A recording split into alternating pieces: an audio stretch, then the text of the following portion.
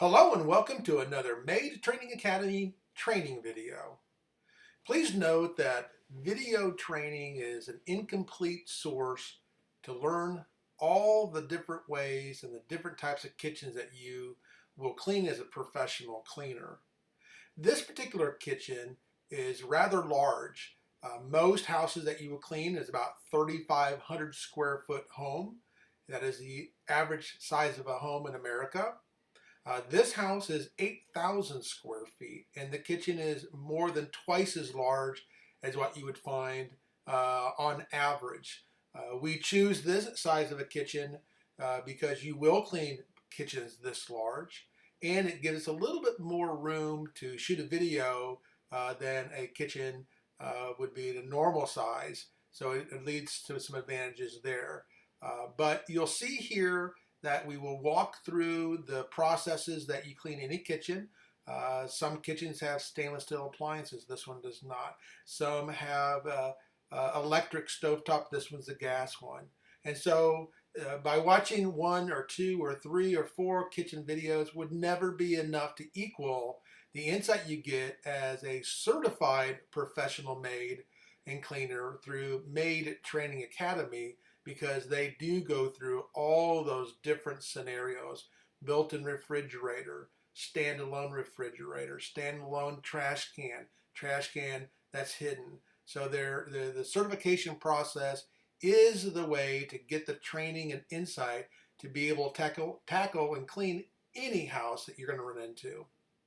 So without further ado, we're going to go ahead and get started on seeing a team clean this home. This is a bi-weekly recurring customer, so the house is in pretty good shape. And for this video, we are wet wiping down all the cabinets, the kitchen cabinets, which is not always done with all maid companies. Some maid companies only spot clean cabinets and would only wipe down cabinets completely every other time, or only sometimes during a spring cleaning. So again, there are a lot of different ways to clean. This is still going to give you some insight to the general flow of how to clean kitchens, and the larger kitchen in this example, you do get exposure to a few more things that you may not in a smaller kitchen. So without further ado, let's get started. Well, when we do start a kitchen, you do first start off by one person collecting the trash throughout the home and the other person doing the high dusting. In this video, we're going to kind of put everything into one setting here. So the other person went off to start the master bathroom. Other cleaner did. Now you'll see as we take the trash out, this is a hidden trash can. Make sure you tie those trash cans up, and also to double check to look underneath to see if anything is nasty that's going to be carried from the trash bag to the floor. Usually that's not the case, but you always want to be careful about not putting anything that could hurt floors or shouldn't just be sitting on there. So you'll see in this hidden trash can that when you pull it out, she's reaching in there with her duster, or in this case a Swiffer, to get out any things that may have missed the trash can and fallen in behind here. Also, it is good to be able to dust that. Then we're starting off with just a quick dust of that area with your Swiffer. You see that tap? A lot of tapping goes on to get that dust off the Swiffer to the floor, which you'll come back and get later.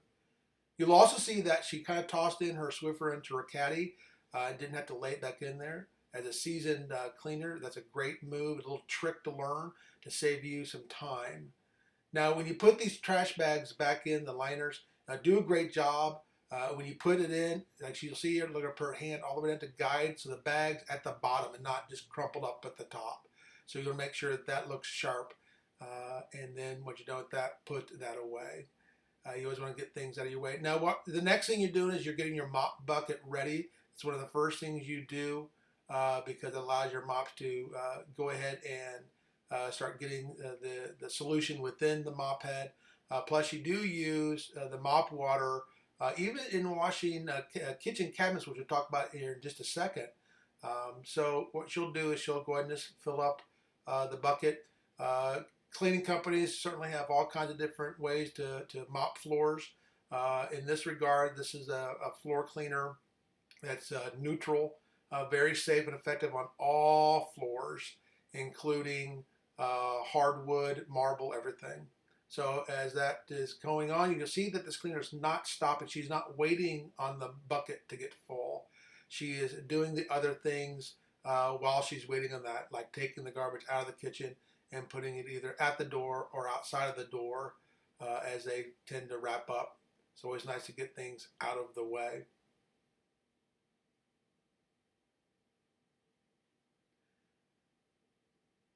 You carry in the amount of mops that you need for a house. This is a recurring customer for this team who's cleaned the house many, many times for years and years. And she's able to know how many mops she'll need to do what she needs to do. And so that's why she's setting to the side. Make sure you mix your mop water carefully and accurately every single time. A little bit more concentrate really can leave your floor sticky. Also, when you do mix your water, you are going to pour the solution in first before you're putting in your mops. So don't make that critical mistake. She's laying that rag down because when she fills up the mop bucket, she's going to end up putting that back down there, not on the hardwood floor, but on that. A lot of companies will use a reservoir dispensing thing for the floor cleaner concentrate to get the exact measurement in there. It's got to be accurate. She's filling up her bucket here, not too full, but certainly at the maximum that you want to go. Really what you tend to do is making sure that you have the right amount of water to concentrate. And so in this case, filling it to the top is the right way for this particular amount of solvent or concentrate that's going to go in the water. Don't use hot water. You can see where the water tap is. It's actually not on hot. Hot water doesn't do any better job. In fact, it does a worse job.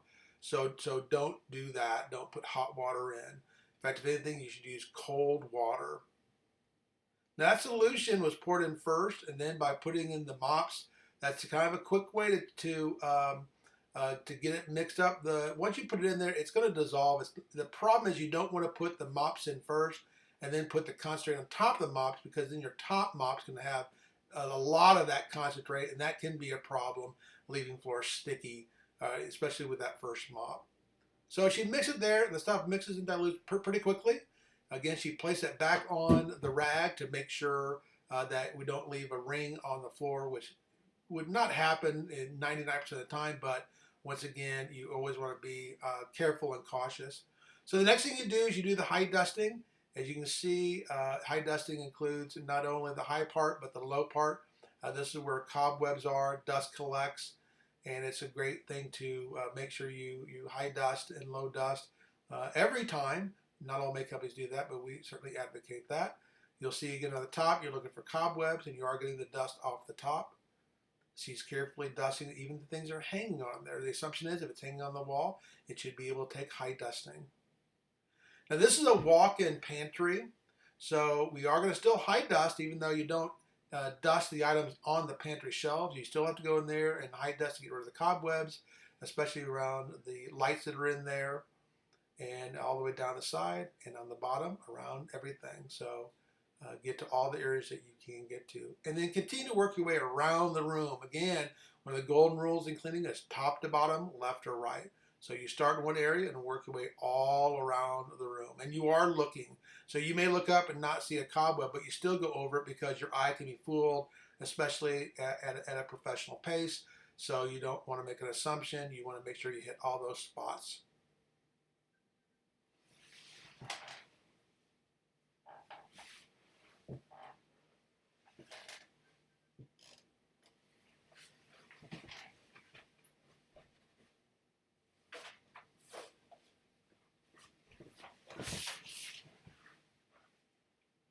So you can also use that like a broom as well too. You'll see that it is pulling anything away and off. Usually you'll do the high dusting throughout the entire floor. But in this case, we want to concentrate all these separate activities with just one cleaner, just back to back right away. So the flow on this is not perfect, exactly correct, because with a team of two, you will go around and do things completely. Now you'll see we're dusting these hanging lamps. Don't be afraid to dust them. A lot of people will be slow or timid or do a bad job because they'll see this thing swing out. It is going to swing out just like a ceiling fan. They're made to be able to do all of that. You can see some of the dust falling down, if you can see that. And the benefit of a video is you can stop and rewind and see it again, but certainly you want to be able to do. And once you're done with your equipment, you do want to try to get it out of the way, and so that's what she did. Using a two-step stepladder is important because unless you're really tall, you're not going to be able to reach all the way to all the places that you can get into. It seems like new cleaners tend to resist it, but seasoned veterans know that it's one of your best tools to really stand out from your competition. What she's doing now, she is pre-treating the kitchen sink with a little Comet and actually with a little bit of bleach to help with mold control. And she's going to let that sit. Next thing is she has her dirty rag bag she's laying down. That when you get done cleaning and along the way you go through a lot of rags, and so there's a place there for you to throw in that.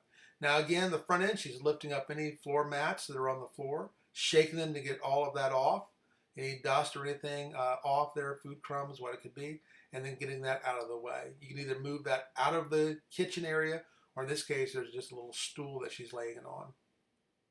Now she's preparing to actually start cleaning the kitchen, so she's getting all of her rags and her clean solutions ready. You can see here that's where the little mat there is laying there.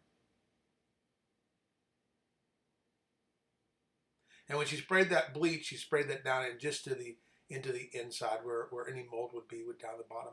Now what she's doing, she's lining the sink with rags because she is going to be bringing over, as you all know from your training, the gas grates, and she'll be cleaning those over at the kitchen sink. Now be careful with these grates. They can be heavy, they can be slippery, but you can see she's carefully laying those in the grate. Some people will clean those grates right at the stove, but it's hard because you have to get them out of the way to clean all of the stove, including the little tops to the burners you have to remove. So you really need to get these things out of the way, and the best place to do those is to go ahead and put them over in the kitchen sink.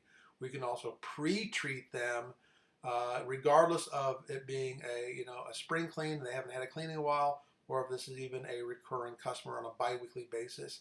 So she's using her degreaser there. It's a mild degreaser, does a great job, which of course you want to use on your stovetop as well as your grates. And so by pre-treating those grates, that'll help loosen up anything that's kind of baked on, because of course that heat will bake on food droppings. Along the way, you always want to be able to have something to place and to stage. You'll see now she's taking the caps off the burners. This is the best way to clean a stove. Some people like to leave them on. Maid Training Academy supports the practice of removing those so you can get underneath the grates. So she just simply got that and put it to the side. Now she's moving on to start wet wiping the cabinets. And so she's using her two-step step ladder to reach high up. In this case, she's preferred to use her all-purpose cleaner directly under her rag. These cabinets are not in bad shape, but keep in mind, in any kitchen, if people cook, you're going to get grease, especially around the stovetop area. You're going to get those on those cabinets. So Maid Training Academy does, advocate, wet wiping all the cabinets every time. It's not necessary. It's just a little bit safer, because spot cleaning means you need to catch and find the spots. If you're wet wiping all the kitchen cabinets down, then by default you're getting all the spots, because you're not spot cleaning, you're just cleaning them all. By opening the freezer, you'll see even the seals. And this is a lot of places where handprints will happen. If it's handprints in the kitchen, it can also result in food being transferred over there. Now this is an important area. You'll see this little tray where the water dispenser is. Sometimes it will pop out easily, and sometimes you really have to get it out. But I'd say 90% of the time it will come out. But be careful. In this case, what she's doing now, see if it doesn't pop out, then use your fingernail to get under one little corner of it, and it will pop out. Now look how nasty it looks down there. It didn't look nasty until you pulled it out. That's why you want to pull it out. The difference between a good cleaner, great cleaner, is doing things like that. So she sprayed that, let that sit just a little bit. She's going to go ahead and use her sponge to get that out, because that might be a little baked on in there. It could be anything from Coca-Cola adding ice cubes to you name it. So those can get kind of moldy and nasty. She's having a hard time getting it all out with her sponge. So what she's doing, she's getting her toothbrush. Don't be afraid to go back to your cabinet and get all your tools, get everything out. To get everything out.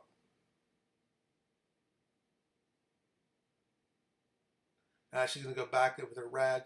She's going to spray that. And then she'll end up going back. You'll see that she'll come up and then she'll hit that again with the rag. She's letting that sit. And that way it'll be better. So she's taking that over and then she's actually cleaning out the tray over the sink. Ideally, that's what you'd like to do that if something's dripping, is you do want to do it over the sink. Plus, you need to let that sit a little bit so that'll loosen up those corners that didn't come out by using the toothbrush. You saw her get on it with that toothbrush, and yet it didn't come out, so she's letting that set just a little bit. And she's drying that off. And now she's really getting in there. Now, let's see how she's holding the dispenser. If you push that and don't hold it, you're going to get water on you or ice cubes. That's also one of the many tricks taught in Maid Training Academy. Now, you saw it before you went back in. It looked a lot better. I didn't zoom in on it because you can see she's moving at a good professional pace. Looks a lot better. Great job. And then she's continuing on. So again, top to bottom, left, right. When you're working top to bottom, left to right, once you come across something, take care of it. Don't bounce around. Don't say, I'll come back to that. That is not good. You're getting away from top to bottom, left to right. You see how she's rubbing her hands through those grooves? That's where stains get caught. Now these are, the finish on these things look a little bit rustic, if you will. I'm not sure if that's the right term, or tempered, but now you'll see she's getting down underneath and she's actually getting that baseboard. A lot of dirt will be pushed up under there. So that helps out also with your floors because you're getting the crumbs out of your floors. You see what she did? She threw that rag, which is now to get a new one, over that dirty rag bag, keeping it off the floor, and keep moving on. Now she's using her hand to keep it away from those burners. You don't want to use too much because it can get those igniters too wet. That wasn't bad. Tying her shoe. You don't want to trip. Safety is always the most important thing when it comes to cleaning every time. Safety number one. Cleaning is all about moving things out of the way. Anybody can clean around stuff. That is the quickest way to get fired or to have somebody change maid companies, is not moving things. So you have to pick up everything. We get to all surfaces. And you have to use your sponge. This does not look dirty, but your eye can be fooled. That's why these granite and countertops like this have that pattern, so they do hide dirt, so that it doesn't look dirty right away. And that's a great, and very fashionable, but it's easy to assume something's clean that your rag would be used for, but it's not. Now again, she's using that wet rag from the floor cleaner because it is safe off the right floor cleaners, not all of them, but the floor cleaners that are safe and effective on all hardwood floors are also safe for all wood cabinets. It just makes sense. And so you already have it there. It's got a little bit of a cleaning element, so it's a great product to use on a cabinet. So again, she's using her sponge and side to get all that out. And see how she's pulling everything out and away, getting that backsplash, getting those plugs. And when she brings out, she'll shake her rag because it's okay to let it go everything to the floor because the floor is the last thing you'll do. You'll broom it, you'll vacuum it, and then you'll mop it. So that's standard. Now she's removing everything off this tray very carefully. Have steady hands. And when she pulls this thing up, she's doing it also on the floor to get that, again, not to the trash can, just get it on the floor. It's not much. That's standard operating procedure for any maid company to get it on the floor where you end up picking it up later. Okay, so once she's got that cleared of whatever was in there, and there usually is some little something, and you go back and start cleaning the items that were there and replacing it. So again, what do you touch and clean when you clean professionally? Everything. So when you put things back, all that will have dust, and because it's close to the stove, it'll get sticky. Because it's oil, it'll get sticky. And by getting that off with your all-purpose cleaner, it'll look clean, shiny. It'll look like brand new. It'll look awesome. And so remember, when you put things back, you have to remember how they look. So you want to put them back how they were. And always, when you're putting things back, it's always labels out. So Brittany here, this team leader, is doing a great job with staging that so it looks pretty as well too. And she's putting it back how it was before, but just a little bit better because not all those labels are facing out. Your caddy's your best friend. You're always looking for something that gets stuff out. There's her degreaser, and of course there's an oil bottle and there's oil on it, so she's going to get that off.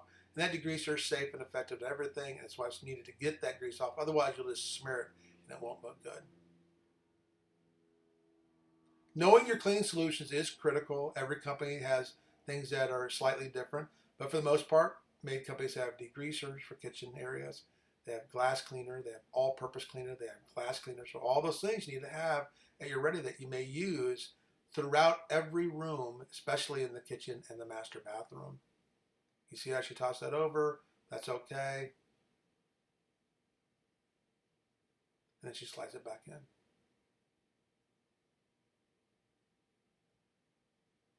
Now, the training in Maid Training Academy talks about there's 3 trips around a kitchen. Top cabinets, then the countertop, and then the bottom cabinets. There's a lot of variation based upon the way the kitchen's laid out. Now, this is a very open floor plan. There's not one continuous cabinets. There's like 4 or 5 different ones. And so she's tackling it with the same regard, top to bottom, but she's not making 3 trips around, and that's fine. It's like the second time she's pre-treated the top of those caps for those gas burners. And again, she's using her sponge to get all of the sticky stuff off.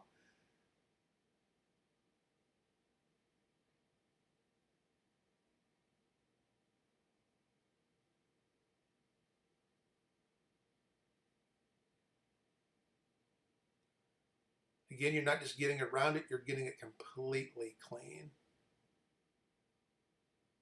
So it's not just one wipe and done. She's looking, she's really, cleaning, scrubbing those areas.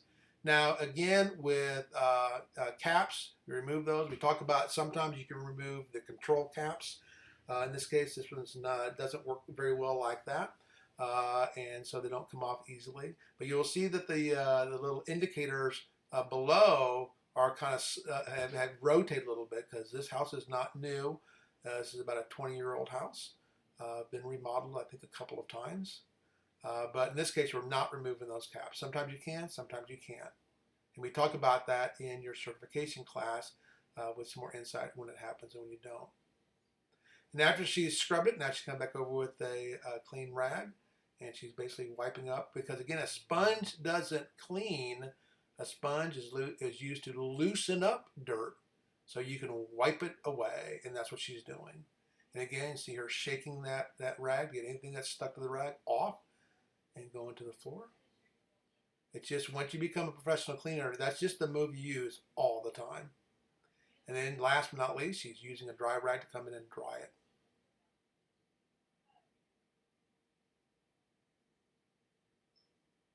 And she really is looking for any food or dirt or smudges or anything. The kitchen is the heart of the house. It has to look perfect, as the whole house does. But the kitchen is certainly is the centerpiece. And as you learn in your certification class, so is the master bathroom. Those are the 2 critical rooms in the house. Always do the backsplash. Always do the top of the backsplash. And here you can see maybe some food splashed up on the tile back. If you see food, if you see smudges, if you see dirt, get it off. What do we clean? Everything. And you see as she's cleaning, she's also using her hand to feel for anything that's left behind. So what she does now is she's going to use that sponge and she's going to, again, get anything that's stuck to the top, which usually you're going to have it stuck to the top. And then she's going to put that cap back on. Those caps can be a little tricky. You got to make sure that, and actually in this case, there's 3 pieces. But she just took the cap off, which is primarily what you have to do at a minimum. And so she's scrubbing to get that off, get it clean and shiny, and put it back in place.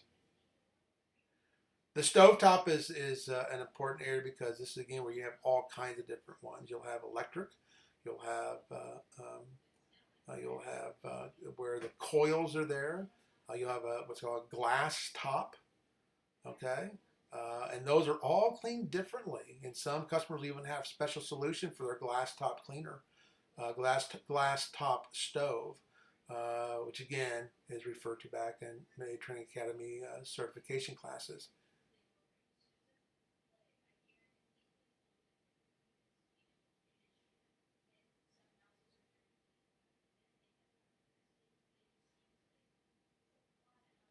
And it's like a puzzle piece. They've got to fit on there just right.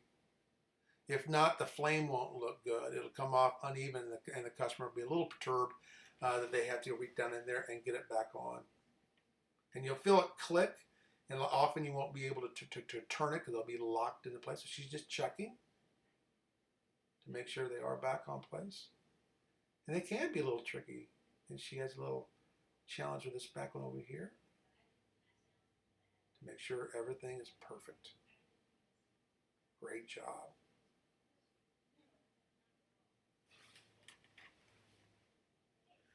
Now she's going back over to the grate. She's going to hit a little bit more with some solution.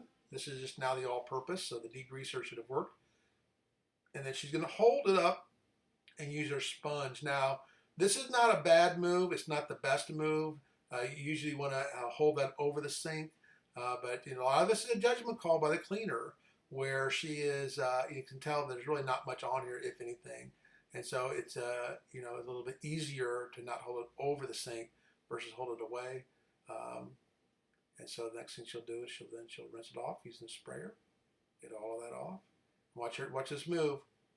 Turn like that. Now you don't want to drop these things, of course, they're heavy.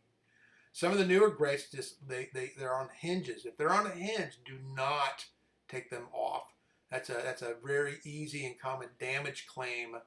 But if it's a hinge, then you can clean it right there. It's just easier when they're not hinged, to remove the grates, because you have to put them somewhere. You see how Brittany cleaned that stovetop, where you couldn't do them in place, so you get them out of the way. So now she's drying them off completely, and then carefully replacing them. They need to be lining up. Make sure if any water dripped off of them, that you get that done. And like you're cleaning a mirror, no spots, not even on the stovetop. She goes over the sink a little bit better. Now what happens is, is she's not very tall. She's, on the shorter side of a cleaner, not too short. But you can see by twirling that, she does that, because I asked her afterwards that she didn't want to hit the granite countertop. So there's some of the logic there. So a lot of judgment calls as a professional cleaner, and everybody has a little bit different. And the purpose of Maid Training Academy is to give you the insight for all the options that you have at your disposal as a cleaner. And you do, because houses are so different.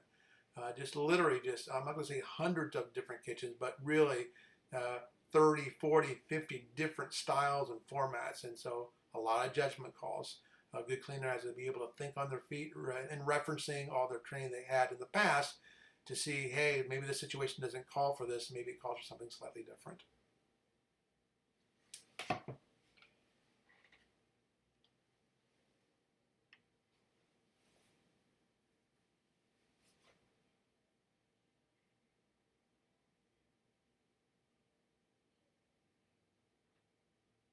If this stovetop was covered with stuff like you might find on a move-in, move-out, or even a first-time customer on a spring clean, you might find that if there's a lot of stuff on there, you're going to have to clean it really over the sink just to get anything that would come off of it to fall into the sink.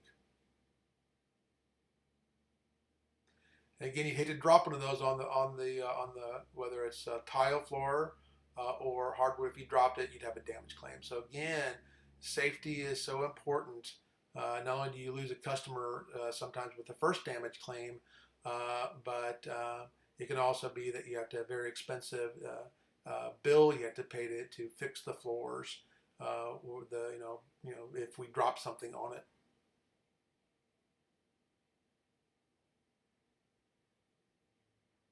And she tossed it over there on a dirty rag bag, and she's getting something new. Those are the ones that were where she lined the sink to make sure we didn't scratch that stainless steel. Even with porcelain sink, be very careful. So she's continuing on. Again, the theme here is you move everything. What do you touch? You touch everything. So what you gonna do? Well, again, it's top to bottom. And so she is gonna go ahead and clean this cabinet first. If anything falls off of there, it would fall in the area that she's, gonna clean next. And while she's up there, she has one rag to wipe it down and the other rag to dry it. Once she uses that, she gets it out of the way.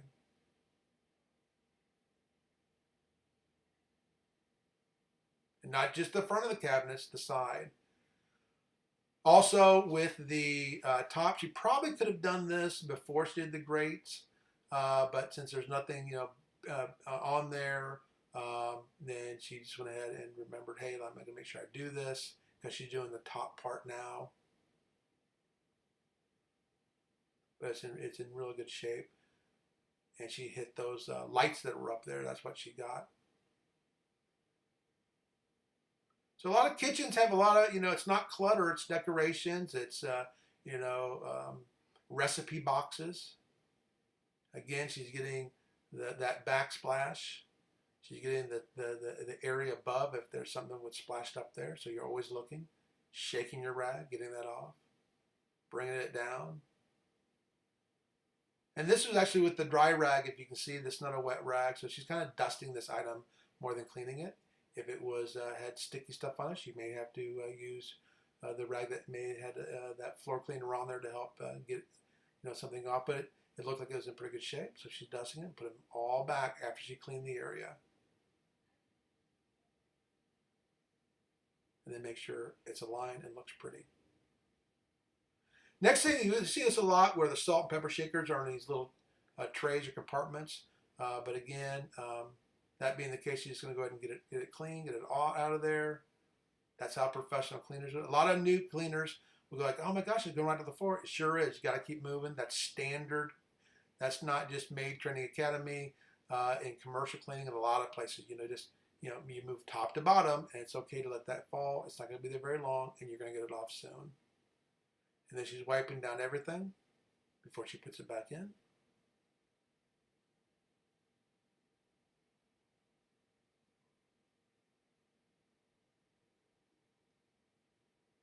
this case, she chose to use a sponge. You may have seen something that was stuck on there, or not. Sponge is a great tool, but again, it's not to use too clean, it's to loosen up. So she used a sponge, and then she went back and wiped it clean with the rag, and then she put that back. Again, you'll see her using her left hand or other hand to feel the area to make sure there's nothing sticky. Your eye will, not can, will be fooled. So in this case, we're obviously not going to clean each utensil that's in that little box, but she is moving around. A lot of people will find it hard to move around things. Well, you've got to move. You can get to places, but you have to move your position. You're moving your feet. You're getting into position to be able to reach these areas. As you can see, she also touched those light switches. See how she felt that area. Make sure it's not sticky or gritty. And coming back. And keeping the top to bottom. Now she's doing the bottom cabinets. And the handles is where you're going to find a lot of things that might be sticky or have food on it. And once again, getting that bottom of the cabinets and also in those corners by the floors and the baseboard. Those are warming trays. And so she is cleaning that with a sponge.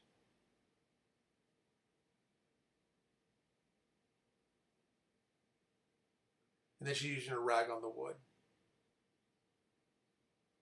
You could have used your rag on that, but again, if you want to get it super clean, and that's an area that can take a sponge, not a problem at all.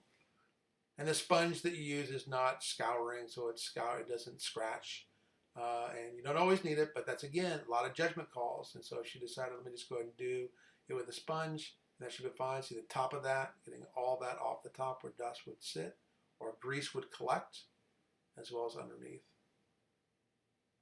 As you can see, as a professional cleaner, you're on your hands and knees in certain parts of the house. Kitchens and bathrooms where you're on your hands and knees often. It's easier than bending over. Look at all those grooves she's getting into. Fantastic job.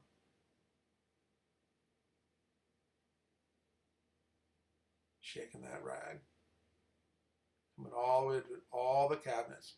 With spring cleans, you certainly would do all the cabinets.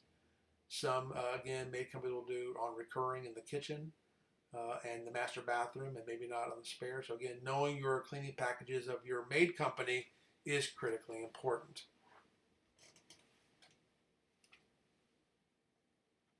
So she completed that section,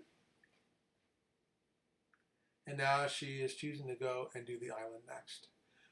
The training manual does talk about you want to finish at the sink because you're constantly using the sink, going back to the sink. And so the sink is kind of your tool and your friend, and you don't finish cleaning that until the very end. And so she used more all-purpose cleaner and back to the sponge, feeling, getting the gritty off, especially on the island. That's where they usually prepare the food. And that's where people hang out. They have their soft drinks up there. They may even eat up there. So she's feeling, and if she finds a little gritty spot or something sticky, she's using that sponge to get it off. And she is doing top to bottom on the island. You're starting at the top, and you'll see that she'll go to the cabinets after she does the top. She's feeling that. Still stuck. She got it off. And you probably thought that countertop was clean, didn't you? And it wasn't. You can see she's feeling it, having to stop. And again, she's going to move all of that. But now she's moving. She's cleaning where she can. And then she'll come back and move the other stuff. Cleaning and feeling. And again, a sponge is not used to clean. It's to loosen dirt where you can come back later and use your rag to wipe it clean. And now she's moving stuff out of the way. And that technique is like you'd use in everything. You move things out of the way. You don't clean around things. Customers don't want that. They want a real professional clean. This is a professional clean. If you're cleaning around stuff, you're not doing a professional clean. Anybody can clean the house. Anybody can move a rag around. But if you want a professional cleaning, this is how you clean as a professional. Feeling, moving things, dusting everything. We want the house to look, and it will look pretty when you're done. Now, before she replaces everything back onto that little butcher block. And again, be careful. It's easy to have an accident, and you will. Accidents happen. If you have a lot of accidents, then you may be in jeopardy of losing your job. But accidents do happen. They just shouldn't happen very often. But that's why you have to be careful. There's another set of salt and pepper shakers. So she is, again, getting the stuff off the top. You do want to clean that top because salt and pepper will stick to that. A cutlery board, again, you want to clean around it. Be careful. You can get cut if there's an exposed blade. So it's a combination of moving things and being safe. Moving things, being safe, and touching everything. Now she's using the rag to actually wipe it clean.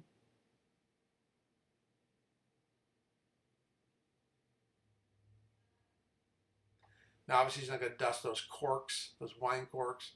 So again, a judgment call. But again, on this item, it's big glass. It looks heavy too. Sometimes you want to be careful when moving things. If it's too big to move, then don't move it. But if it's something that you can move with it being relatively safe, then do it. Cleaning and feeling, cleaning and feeling.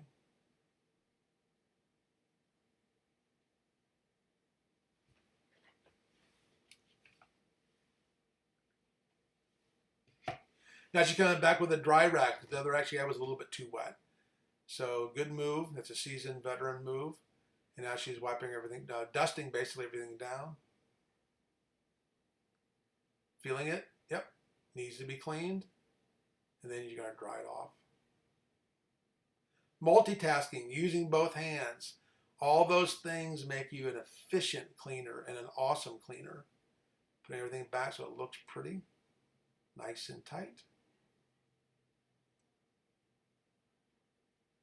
Here's the tissue box. She's pulling one out. And here's a cool little trick that you learn. A lot of different ways you can fold tissues, and we teach you those in your certification classes. She's taking those and making basically a star, pushing it in there. Easy peasy. Looks beautiful, doesn't it? Very nice. Keep in mind, having nice little additives like that are great when you do a good job first. If you do a sloppy job and then do that, make it look pretty, customers actually get mad. They get upset. Hey, stop spending time fooling my tissue. do a better job cleaning the kitchen right. So again, you have to be careful to do the core competency right. Then those little added twists really help a customer feel great. That's how they get to, oh, I love my maids. That's those little things. But it's also doing the core stuff right also to begin with. Some customers will give us a granite cleaner. Some customers give us all kinds of different products that they insist that we use on theirs. And so you always want to be mindful of that. And so again, a lot of different ways you clean things. And those are all reviewed in your certification classes.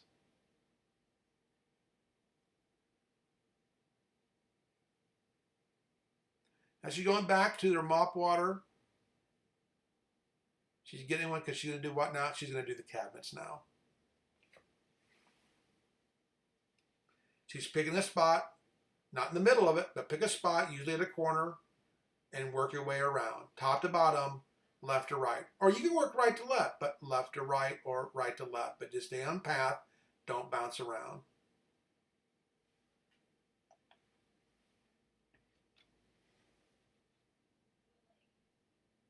Some maids will actually wear knee pads. It's interesting that most cleaners don't like them because they'll get in their way, and they don't. It's not a big chore for them to work on their hands and knees. I'd say that 20% of the maids out there will wear knee pads, and it's certainly not a bad thing. She went now that she's got a wet rag. She didn't do this when she emptied the trash. Why? Because she didn't have a wet rag on her. So now she's coming around and she's getting that done. Now, most maid companies will not require you to clean the inside of those cans or the cans themselves, but if you do see where something spilled, which has happened often, you know, there'll be a spill. Look at that. She found it. Looks like, I'm not sure what that is. Looks like maybe a Q-tip that fell out. It's those little things that customers appreciate. And back we go. And she's not stopping to pick that up because she's going to get to the floors later. You don't want to be walking on messes, and it's really, again, you don't see much of that, but she's not stopping. She's continuing left to right. So she did the trash can, and what's she doing now? She's moving on, continuing to go around all the way top to the bottom. Not top to the middle, not top to the kind of the bottom, all the way to the bottom. Top to bottom. And doing those baseboards with edges. It helps to get some of those crumbs get stuck and pushed over underneath that may not get up by simply brooming it or vacuuming it all the way to the bottom. Those knee pads are great. I prefer to clean when I clean. I like to have them if I know I'm going to be doing a lot of cabinets. And again, you're not doing it throughout the house. It's just in certain places like this. But those knee pads, all different types of shapes. You can use basketball knee pads. You can use construction knee pads, like people who work for laying tile. Some people wear them inside their pants. Some will wear outside of the pants. Some will, if they're not using them, they'll let them slide down to kind of close to their ankle. So again, you know, this is where personal preference comes into play. Most maid companies will allow you to wear and have your own knee pads. I don't know too many that provide them. That's more of a personal preference. And she did what? She finished where she started. Now she's done. Top to bottom, left to right. So now that island's done, so what she doing now? She's moving right to the next area. So keep in mind that you know the pace and speed is about transition. She's not stopping. She knows the next move. So the next move, she's doing the microwave. So she is taking out the plate. She's laying that down because it can break easily. But you don't want to clean it there because you're going to get it wet and it could slip out of your hands. You got to be real careful. That's a common breakage, is if you drop that in the sink and it'll hit that, you know, hard stainless steel or ceramic or even here the granite. That's why you're going to be real careful when you do that. So she actually pre-treated that little plate, and now she's not spraying the cleaner inside the microwave. That's real dangerous. It'll slip that grid, that vent. If you spray inside there, the spray can go into the vent, drip down into the controls, short it out. And I'm not talking about wait till it dries. I'm talking about ruining a microwave. Those are some of the safety tips that we talk about in your certification process. So she is using her sponge, and you'll see it all the way up, the underneath side, all of it. There's your toothbrush she's going to use in the corners. Microwaves, you can count on every time you clean the house, the microwave's going to be dirty every time. It's one of the top 10 complaints you get in a kitchen is they didn't do a very good job, or they simply missed the microwave. You cannot miss the microwave. You cannot do a poor job. They're going to see that the very first hour they come home, because they're going to heat up something or cook something. They're going to look in there and go, wow, they did a really poor job. Again, the kitchen is the house. The kitchen is where most complaints happen, because they use the kitchen every single day, all the time.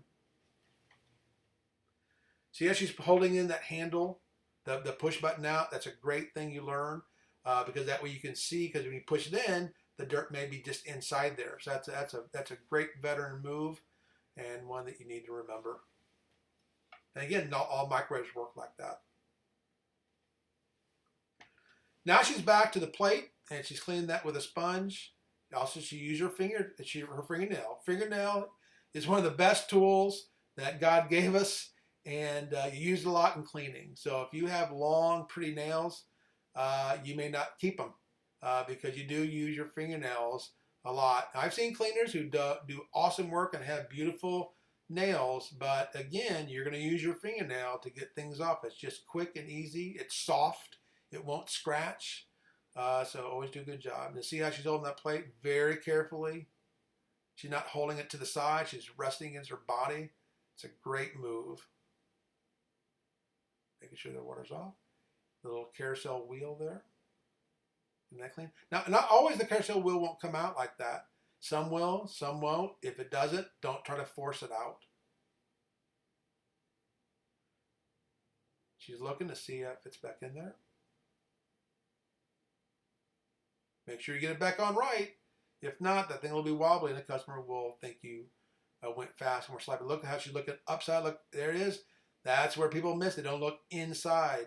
If you're tall, you have to just bend down and look inside there. You have to. A lot of bending, a lot of it and looking. You're checking, you're cleaning and checking. You're cleaning and inspecting. You use your hand to feel anything that's on the countertop. You're feeling and looking all the time. Now, with a recurring customer, we don't clean out the oven. A lot of spring cleans will include maybe the inside oven window or the racks on a spring clean or a move in, move out. But with most homes now, they have self-cleaning ovens. If you do clean the inside of an oven, a self-cleaning oven, you can ruin it. In fact, it says in the instruction manuals of ovens that have self-cleaning mechanisms, don't do it or you'll ruin it. So that's why you don't do a lot of that on the inside of the ovens. Now again, any chair, this is standard chair cleaning. It's top to bottom, and you do all of it. Not just down, you do the crossbars, you do all of it. And here's another great move. See how that stuff came off? Stuff will stick to the bottom of chairs. How often? Every time. Whether you have dogs or not, or pets, that's a classic complaint, is that they didn't get that little fur off the bottom of the chair legs. And you saw what came off.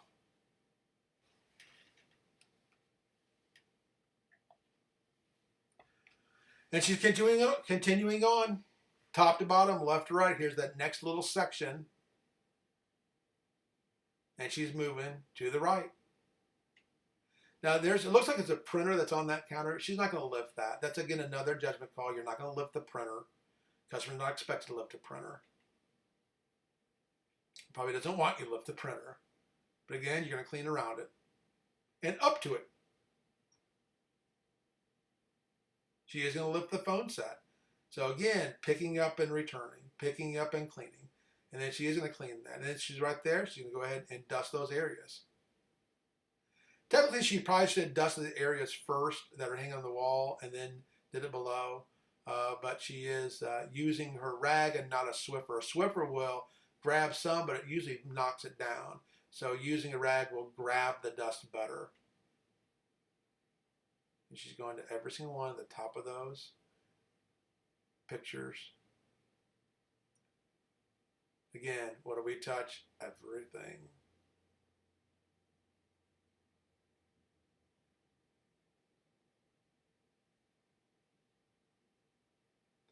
A lot of bigger kitchens, or even not so big kitchens, have a little office area that will kind of bleed into that a little bit. That's still part of the kitchen. And you still clean it like the kitchen or any countertop. So if it's got a computer on it, you just go around it. And you'll see that she's not cleaning the screen. You never clean the screens. You'll scratch them. Some maid companies will argue, or not argue, but have a different policy on that, which is fine. But you can pick up something along the way and scratch a glass screen where a granite countertop can obviously take a rag coming across it. Some of these screens, especially the high definition TVs, you can easily scratch them. So a lot of monitors are also high def and can easily be scratched. So we advocate just leaving those alone.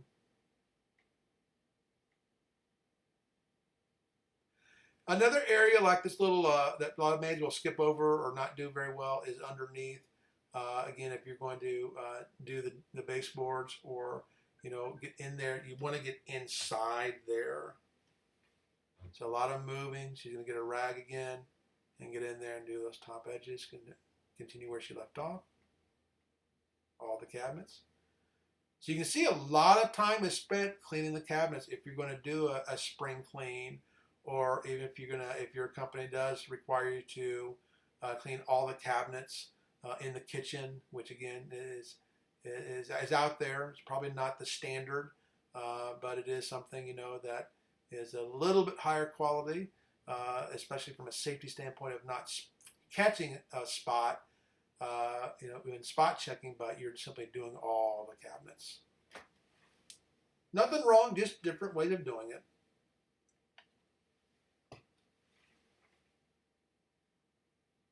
And yet we have another section of the kitchen. This is the coffee section. Once again, this is a large kitchen.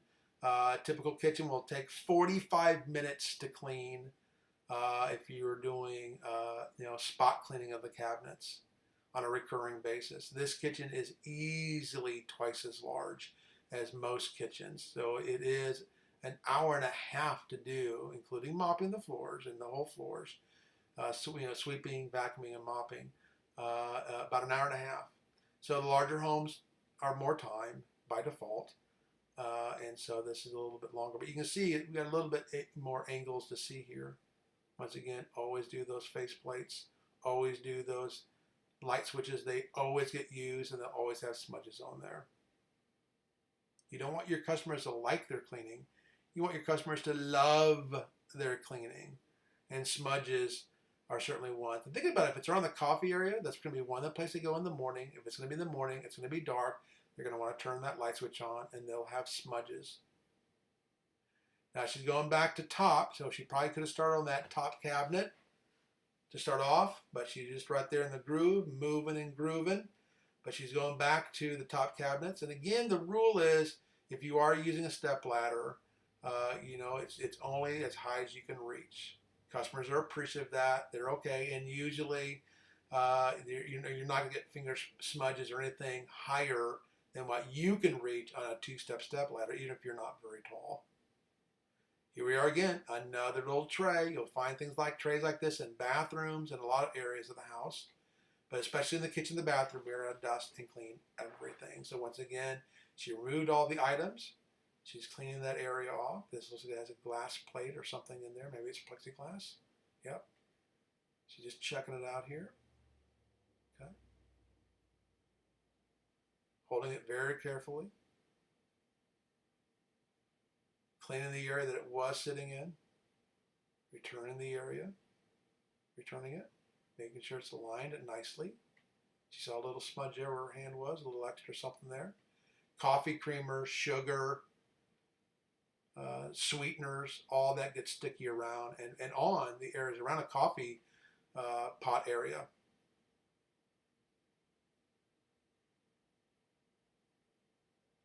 And these things really stand out, you all. This is something that as you clean and you really, as a customer, as a homeowner, They see those areas and it just looks pristine every time they have their maid service. That's why they really look forward to having their house clean, because everything looks good. Everything is clean. How much is it? Everything looks clean. It's why people pay a lot of money to get their house clean, to get it cleaned professionally.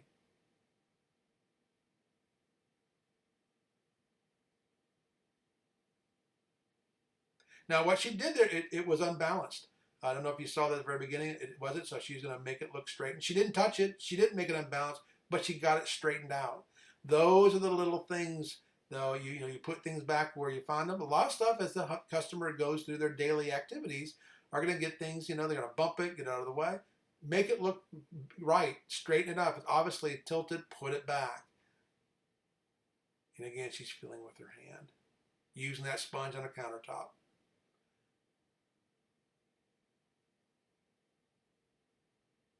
Even when, see, she didn't unplug that, because you're not supposed to unplug electrical appliances. So on that, she did the right thing by not unplugging it. If it was a clock or anything else, you don't know, you just never unplug it. You clean the plate where it was with what's plugged in. Now the bottom part. So you went top, middle section, now the bottom, again, with it being left or right.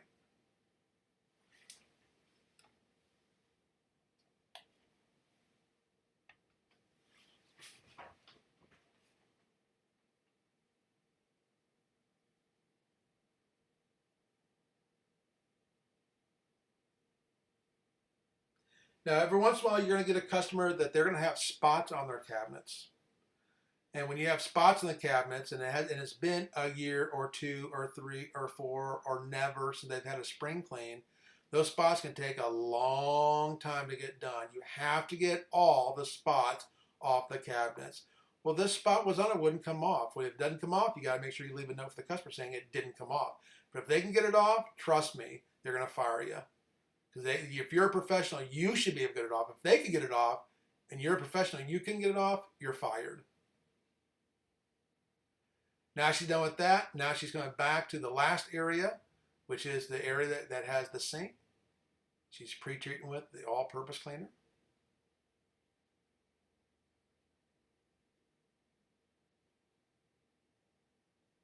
There's her clean rag bag. Getting some more rags out. And these are Microsoft microfiber rags. It's the standard in the industry. Got to have a good rag. If not, you waste a lot of time. Plus, the quality is not nearly as good. It doesn't clean, streak-free. This is the dishwasher. You clean the outside of it. If it was stainless steel, you'd use your glass cleaner or the client's stainless steel spray. Open that up, because again, that's a place where a lot of food will be. A lot of stains. You want to, like moving stuff off cabinets. Sometimes you have to, move and open doors like the refrigerator, like the dishwasher. You don't clean out the inside of the dishwasher though, only on move and move outs. So move and move outs when it's empty, when the house is completely empty. You do clean the inside of the dishwasher. And again, she's leaving the items plugged in, but she did hit that that plate around it. On the fruit bowl, she didn't do inside the fruit bowl because there's food there. She did the bottom part, which is fine. You don't want to remove the fruit or food, clean it and set it back. Some companies do, but most companies do not. Every item, once again, is hand cleaned. Now, this kitchen is probably considered lightly decorated. There's not a lot of clutter. Usually in the bigger kitchens, you have a little bit less, not clutter, but decorations. In smaller kitchens, because people have coffee makers and they have fruit bowls, and they have salt and pepper holders, and they have recipe boxes. It's just in a smaller area, so it's a little tighter. So again, it's still the same thing. You're going to touch everything.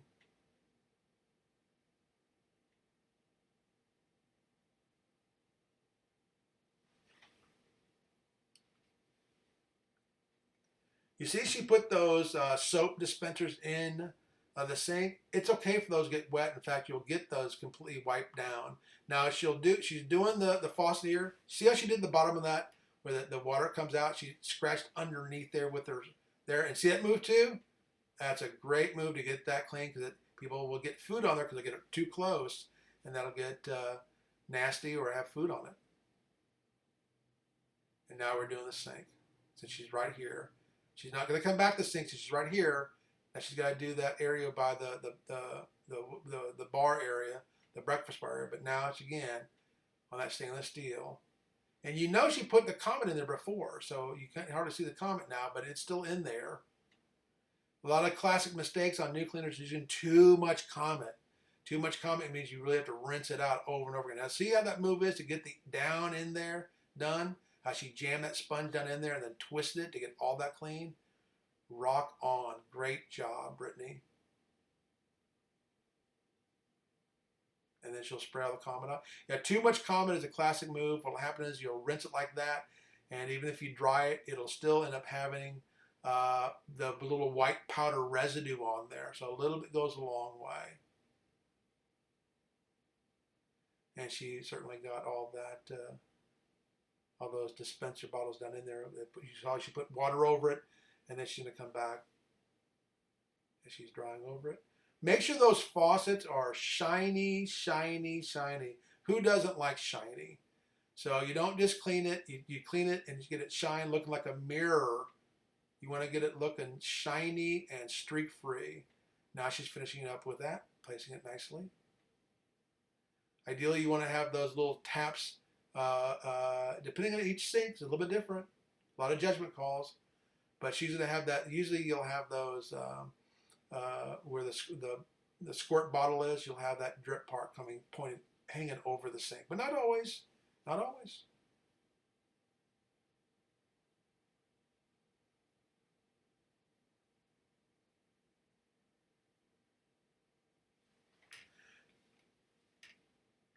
And that was the rag that was found when we started the job, so we're going to replace that and keep it there. Some companies will ask you to throw that into the laundry basket, but not all. Most will say you'll put it right back where it was. And she's continuing where she left off.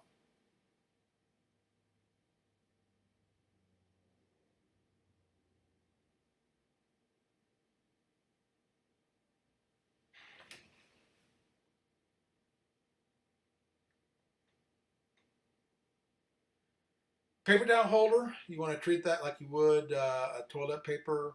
You always want to fold that if you want to make it look nice. Same technique. Then rolling it back over. Very nice.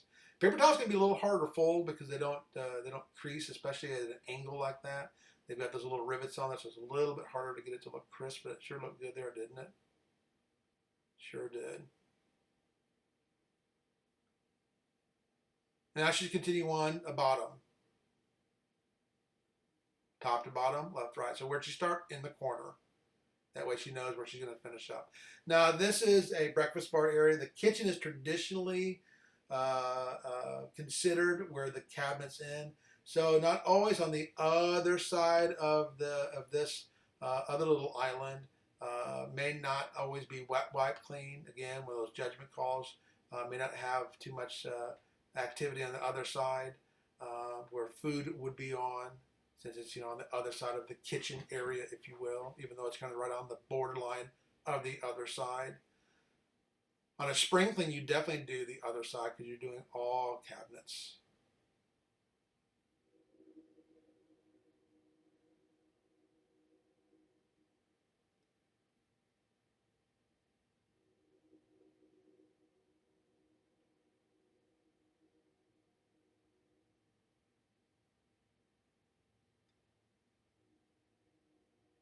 Getting her vacuums out of the way. And continuing here, I think she stops once she gets that outside area done as far as the cabinetry work.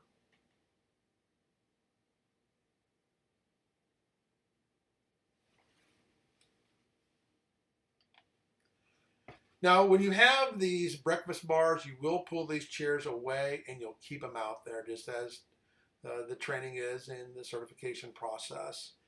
You only put them back when you're completely done. So we're going to clean each one of these chairs from top to bottom. Look how she quickly brushes off. That's a cloth seat. So, but you still brush it off. It's cloth. I got a wet rug. You're not. It's not too wet, and you're just going to brush it off. And you can see she's doing every part of that and lifting up again and getting that stuff off the bottom part of the leg, lifting that up. And usually you can see that even with the little felt pads on there. So she looked to see that there's two areas that had it down there. Brushing the chair.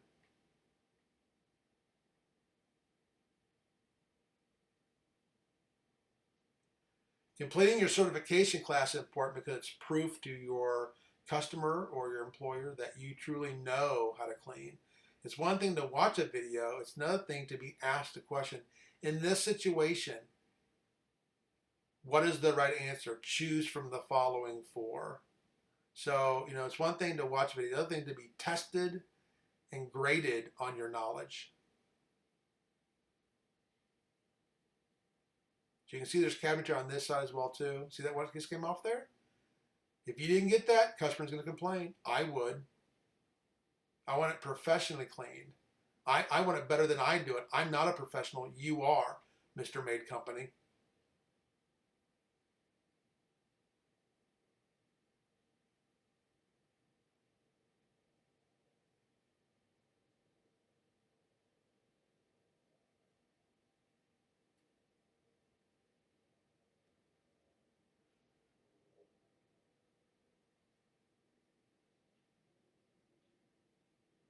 If you're keeping an eye on the clock, you can see we're over an hour in this kitchen already.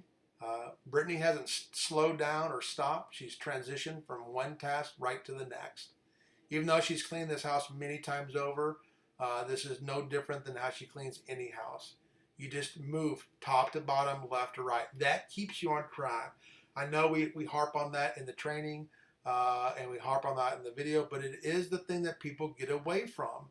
If they're running slow on time, most common thing that we find is that they're not sticking to the top to bottom, left or right.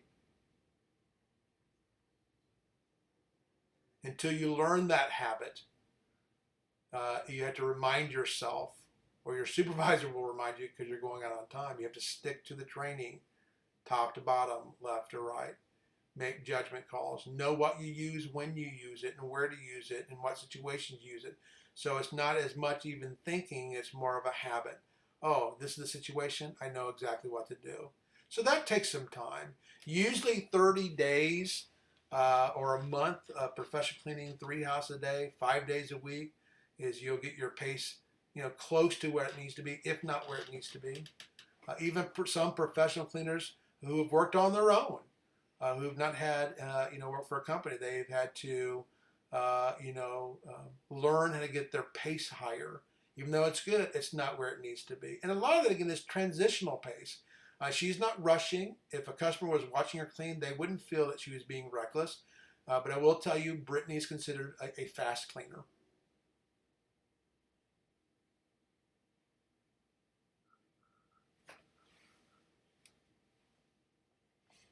As a percentage, I would say she's probably 10% faster than the required pace. So not much more, but a little bit more. Constantly feeling.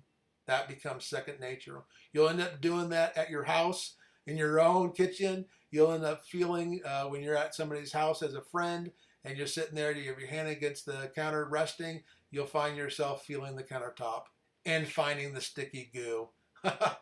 So again, these are all habits you have to form.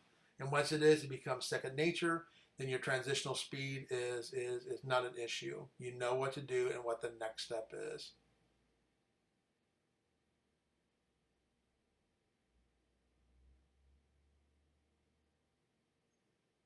And she's not doing some of the countertop. She's doing all of it.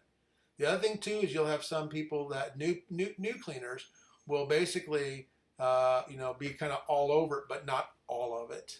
So it's a pattern. Start one area, work your way around. Don't miss anything. Here we are again, an area of decoration. What do you move? All of it. Even this big stuff, if you can move it safely, as long as you don't drop it.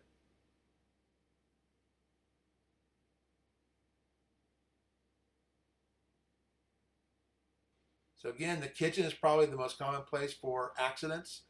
Second place is the bathroom, because again, often if you drop something, it's going to land on a hard floor, be it hardwood or tile, and it'll shatter or break, and even maybe damage the floors.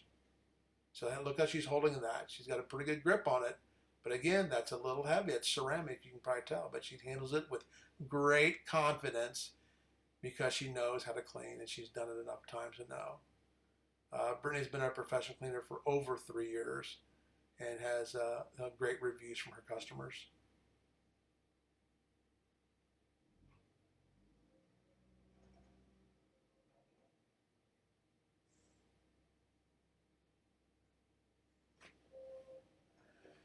So that whole area is done. And she's on to the next task. And what is that? It's time to do the floor, so let's get all those dirty rags that we use. And none of them are sopping wet. But once you get to a point where you need to move to a new rag, grab a new rag.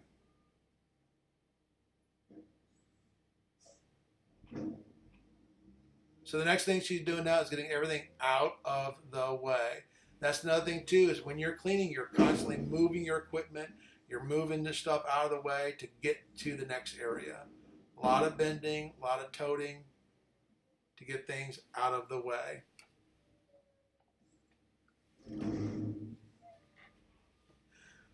Brittany doesn't get complaints, because she checks a lot. Now, she already checked that area. If you had a critique her, maybe she's checking too much, because as a team leader, she's going to finish up coming back and she's going to check the work again before she leaves the house as the person who inspects the house.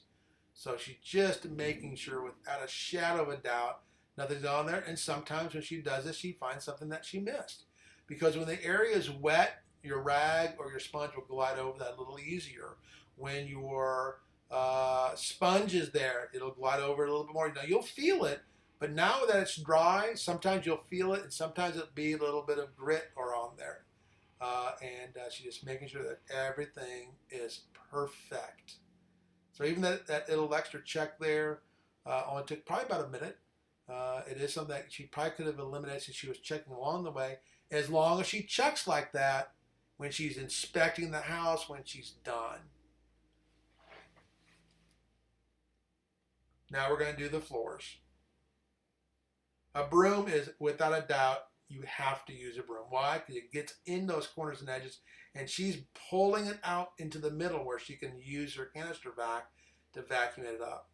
Even though she's down there with her wet rag to kind of get that area, any crumbs that were stuck down there, she's still using the broom to get it out and away from that area so she can get it with her canister vac. And how's she doing that? Top to bottom, left to right. So she's going left, right, she's picking a point and just moving around the room. She's not going here and there and everywhere. There's a little doggy door or baby door. Now she's going into the pantry and doing the floors in the pantry. And you're going to find a lot of stuff in the pantry. That's where a lot of food will just drop. Sometimes if you find a mess and you have to maybe pick it up while you're there. Okay, there's something that's on the floor. See how she tapped the broom? That's to get anything stuck to the bristles off. A lot of tapping. You'll tap your Swiffer. You'll shake your rag. You'll tap your broom. That's to get whatever might be stuck off of there off onto the floor. And so you have a little bit easier time using a more efficient and effective way of using your mop. Great job.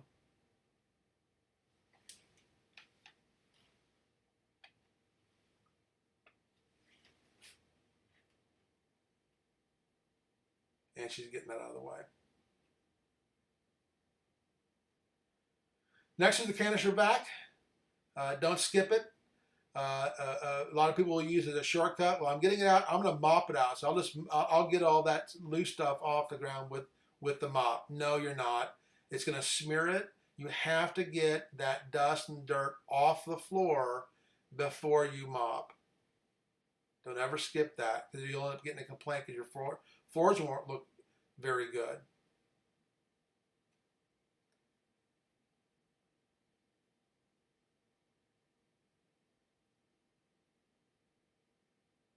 There's that Q-tip she's finally picking up. Why? Because it's time to do the floors. Now this is a short bristle head on the canister back. You want to make sure that you're careful with any type of flooring, getting in the corners and edges. That's why she left that chair out of that cubby hole, because she knew she was coming back to it. Move the chair out of the way to get under there. And here again, you're back to moving stuff out of the way all the time. That's the sound of an awesome, high quality professional cleaner.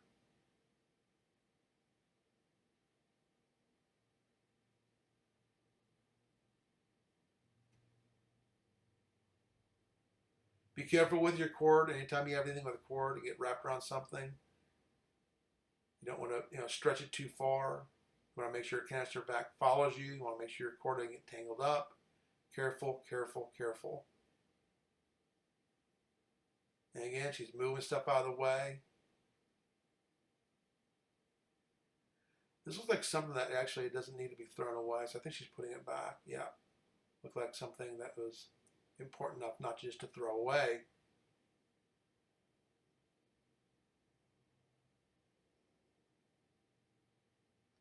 Most recurring kitchen jobs take, again, about 45 minutes. If it's a little smaller, it can be as quick as 35 minutes.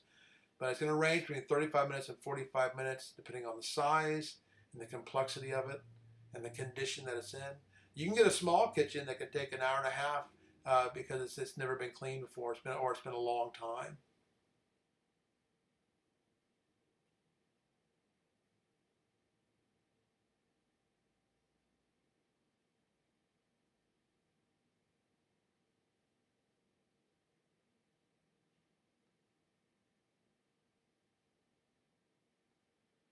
Okay, so she is back to where she started. So she should be wrapping this up on the canister back, and then she should start mopping. See how she gets that cord out of the way?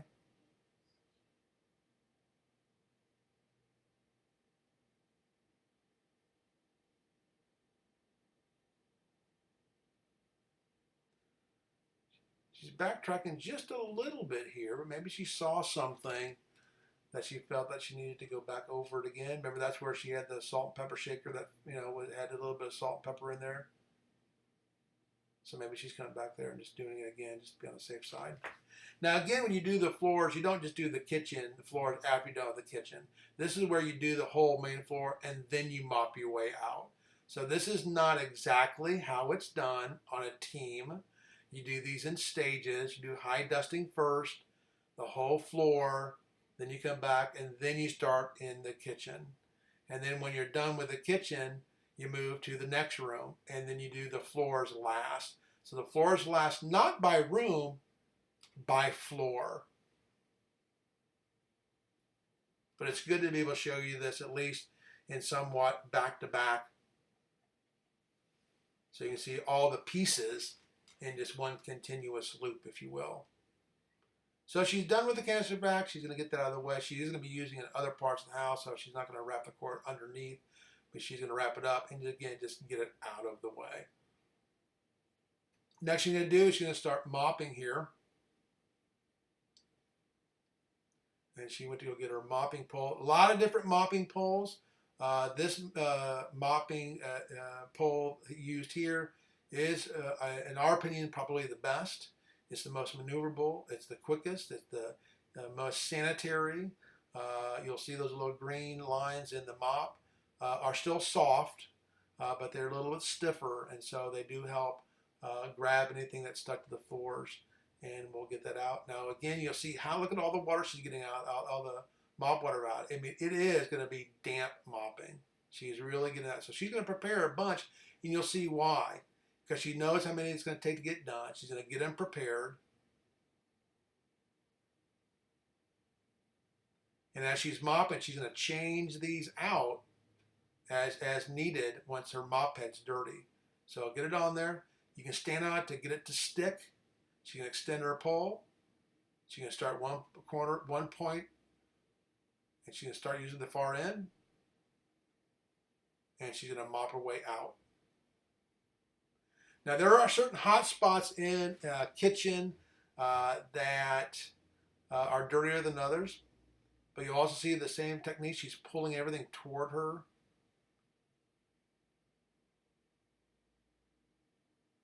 And you don't want to walk back over a newly mopped floor for safety, as well as you don't want to leave your footprints on there. But I can tell you now, I see her tapping it. So if there's anything stuck to that, she's going to bring it to her and tap it out. Okay? Now she's going to check her mop head. Does it look dirty? Sure does. Let's get a new mop head. If it was really dirty, she'd have to stay where she is and continue mopping the same area until it comes back clean. Now look, she's going to double track a little bit, which is great because she doesn't really know where it was stopped. So she's going to hit that one more time until the mop head comes back clean. Okay, she's bringing anything over there. She doesn't see it. That's just the normal move to bring and pull that, anything that would be there, over.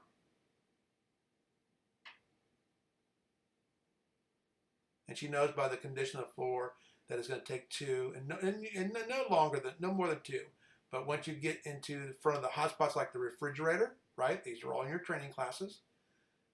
The stove, the sink, looking again. Yep. Time for a new one.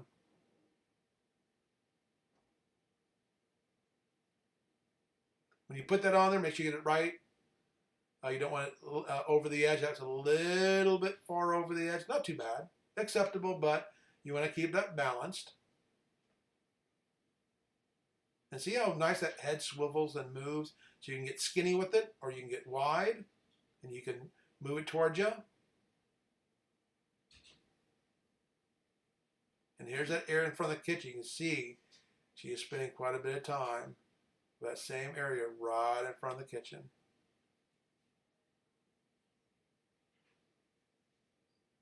And avoiding as best you can not to mop over the same area. But that's right in front of the kitchen. That's the spot. That's where things fall. That's where things like the countertops, it may miss your eye. You may look at it and say, I don't see anything. But if you get down there and you use your hand, it could feel sticky. So you want to make sure you do a great job in these little hot spots around the kitchen. And that's why you see she got the mop heads ready, because she's going to go through quite a bit in the kitchen. Get it on there. See, it didn't stick very well. She didn't like the centering. That looks a lot better. Step on it if you want. Get it a little bit nice and firm so it doesn't slide. See how she's getting those little corners and edges? And it's okay to hit that baseboard. It's no problem at all. Get things out of the way. And even though you can see the floor is wet, it's not puddling. It's damp mopping for sure. You never want to leave puddles of water on any flooring, because it'll leave spots and it could damage unsealed hardwood floors.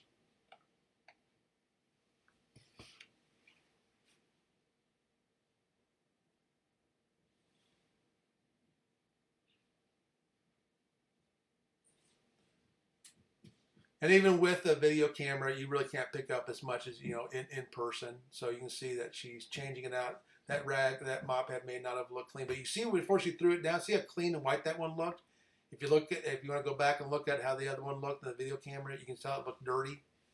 Not just wet, it looked dirty. So she's going back over that same area to make sure it's truly clean. You don't get floors cleaner, you get them clean. And all you can do that is you continue to check your mop head. She put it back. Continue mopping where she left off. Now we're in this area that you can probably tell in between the island and the sink. That's where a lot of food preparation is going on. That's where a lot of food drop. Now we're also in front of the trash cans. A lot of stuff will fall there as well too. That's another hot spot. Sink, trash can, refrigerator. Makes sense to me, huh? She needed one more to get that kitchen done. Getting all that done. She actually get a couple out here, it looks like. Look at her mops. Elena gets her head like that. That's to keep her from sliding down. That's a good move instead of laying on the floor. May look unorthodox, but again, it's one of those moves that just makes sense to keep you moving and grooving. You don't have to lay it down. You don't have to stand it up against the wall because it's going to be, that swivel head will get away from you if you try to lean it against the wall. It won't. It'll fall and slam down to the floor. See how she picked up a penny? Look at that. And left it there.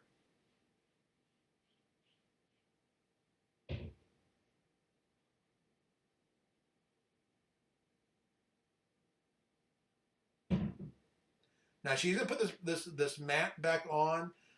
In some cases, it's okay because the floor just is damp. Because we asked her to go ahead and do all stages of the floor.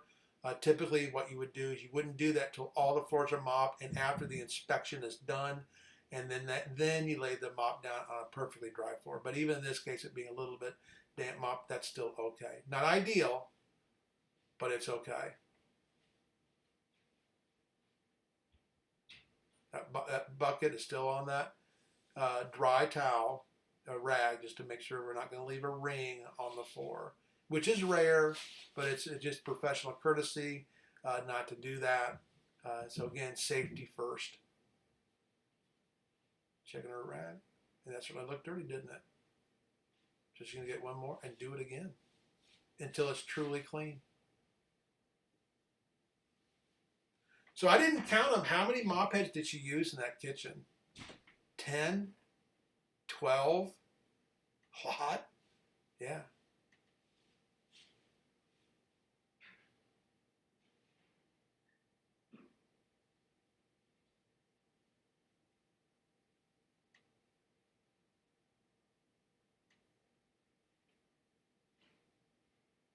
Now she's putting everything back. Now the floors are done. And she's lifting up the chair. She's not sliding it. No, no, no. Even if it's have a coaster underneath, you're going to pick it up and you're going to move it. You're not going to slide it.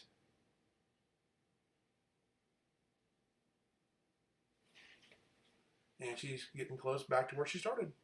So she should be wrapping up as soon as she gets done in the pantry. And again, she's moving stuff around the pantry floors.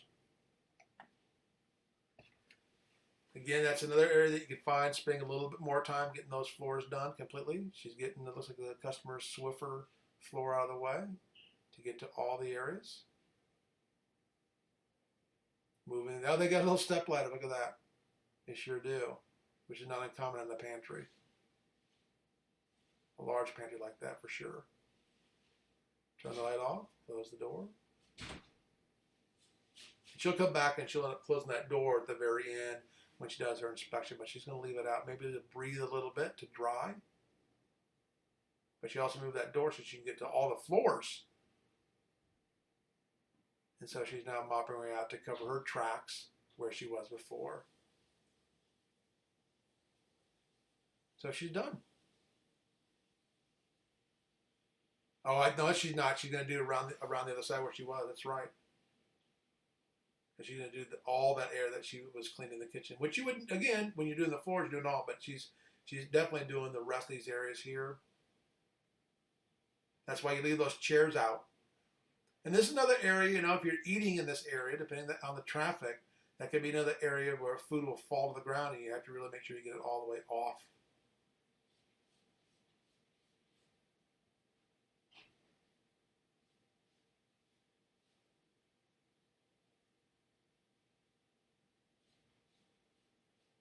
And another mop head. Floors are the #1 complaint in a home. Floors, floors, floors. It's the kitchen floors, then the bathroom floors, then back to the kitchen, and then the master bathroom. So it's the kitchen, master bathroom. Why? It's the heart of the house. Why floors? It's just everybody, it seems like that's the most common hot button is, make sure you get my floors done right. And the kitchen's going to have that foot traffic. They're going to have most of that foot traffic, more so than any place in the whole house. Not everybody goes to the master bathroom, but everyone goes to the kitchen. Friends, neighbors, family. And look, she's picking up the chair and not sliding it and putting it back. She's picking up the chair, not sliding it, putting it back. Picking up the chair. I know you got it. but I just have to comment on it every time. It's easy to slide that. It'd probably be okay if you slid it, but in that one case, on a customer, you slide back and she's checking out. Does it look light? Does it look perfect? Is it lined up? Is it pretty? You bet it is. You could slide something and it could scratch the floor because the coaster fell off last night or whatever. So look at that. Fantastic. Now that is a clean kitchen. Everything moved away. Everything clean and shiny and pretty. Everything touched. Floors looking dynamite. Look, they're already dry. If you use a good floor cleaner, the floors dry pretty quick. Look at that. Big kitchen, an hour and a half. Yeah, it took all that time. Where a smaller house is going to take about half the time, about 45 minutes. So that is how you clean a kitchen. Thanks for you taking the time to allow us to show you how to clean a kitchen. And thanks for visiting Maid Training Academy. We encourage you to enroll if you have not enrolled yet in a class. It's simple and easy. If you are a graduate and you're watching this after you've completed your certification classes, I trust that you're happy to see some of the things that you learned applied in this cleaning. Again, what you learn is so much more than what we saw here, but certainly includes everything that you saw here. Thanks again for attending this training video on kitchens.